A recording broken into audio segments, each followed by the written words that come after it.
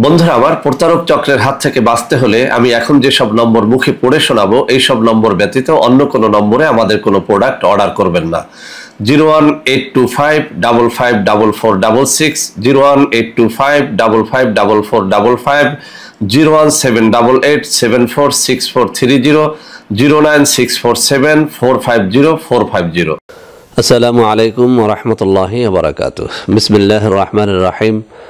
আলহামদুলিল্লাহি রাব্বিল আলামিন ওয়াল আকিবাতু লিল মুত্তাকিন। আসসালাতু ওয়াসসালামু আলা নাবিয়্যিহি মুহাম্মাদিন ওয়া আলিহি ওয়া আসহাবিহি আজমাইন। আম্মা বা'দ।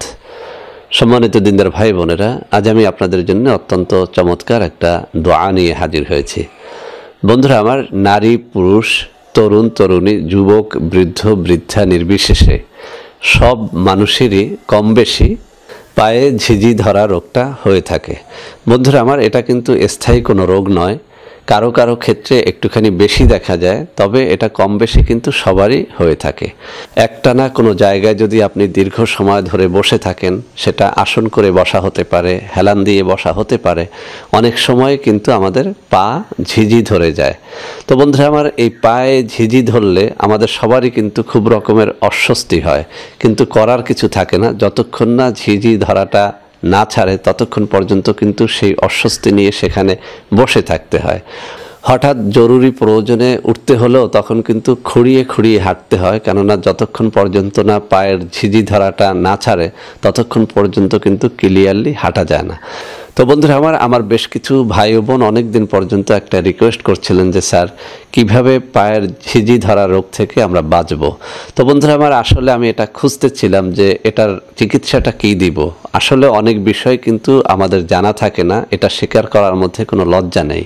আপনারা যখন কোনো বিষয় জানতে চান, যদি জানা থাকে তো সাথে সাথেই ভিডিওটা তৈরি করি, না জানা থাকলে আমরা খোঁজাখুঁজির চেষ্টা করি, এরপরে খুঁজে পেয়ে গেলে আপনাদের সামনে সেটা শেয়ার করি।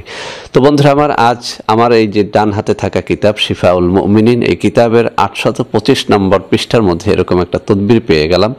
অত্যন্ত চমৎকার একটা তদবির দেয়া হয়েছে। এটা নারী পুরুষ নির্বিশেষে যে কোনো বয়সের যে কোনো মানুষ এটা করতে পারবেন, একেবারে সহজ একটা তদবির। তো বন্ধুরা আমার, এখানে যে কথাটা বলা হয়েছে আমি আপনাদেরকে একটু পড়ে শোনাই, তাহলে আপনারা বুঝতে পারবেন যে ঝিঝি ধরা রোগটা থেকে আরোগ্য লাভ করাটা আমাদের জন্য কতটা সোজা। তো বন্ধুরা আমার, আমি এখান থেকে পড়ে শোনাচ্ছি। এখানে যে শিরোনাম করা হয়েছে সেটা হচ্ছে পায়ের ঝিঝিয়া বাতের তদবির। কারো পায়ে ঝিঝি লাগলে নিজের প্রিয়জনের কথা স্মরণ করলে তা ছুটে যায়। একজন মুসলমানের জন্য হজরত মুহাম্মদ সাল্লাল্লাহু আলাইহি ওয়াসাল্লাম অপেক্ষা অধিক প্রিয় আর কেহ নেই। কাজেই হজরত সাল্লাল্লাহু আলাইহি ওয়াসাল্লামের কথা স্মরণ করলেই ঝিঝি ছেড়ে যাবে ইনশাআল্লাহ। তো বন্ধুরা আমার, একেবারেই সহজ একটা তদবির।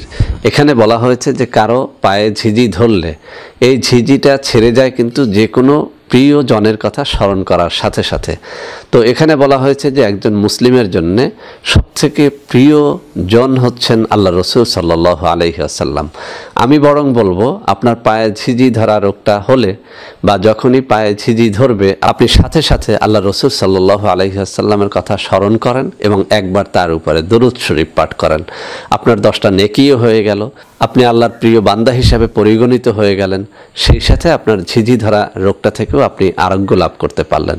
তো বন্ধুরা আমার, ঝিঝি ধরলে শুধু আল্লাহ রসুল সাল্লাল্লাহু আলাইহি ওয়াসাল্লামের কথা স্মরণ নয়, আমি বলবো আপনারা বেশি করে দুরূদ শরীফ পড়বেন।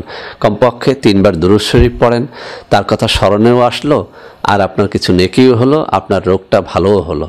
তো বন্ধুরা আমার, আশা করি আজকের এই আমলটি আপনাদের সবার কাজে লাগবে। বন্ধুরা আমার, ভিডিওটির মাধ্যমে উপকৃত হলে অবশ্যই আমার জন্য দোয়া করতে ভুলবেন না। বন্ধুরা আমার, ভিডিওটি ভালো লাগলে লাইক কমেন্ট এবং শেয়ার করবেন। আমাদের চ্যানেলগুলোকে ভালোবেসে সাবস্ক্রাইব করবেন। আল্লাহ হাফেজ। আসসালামু আলাইকুম ওয়া রাহমাতুল্লাহি ওয়া বারাকাতুহু।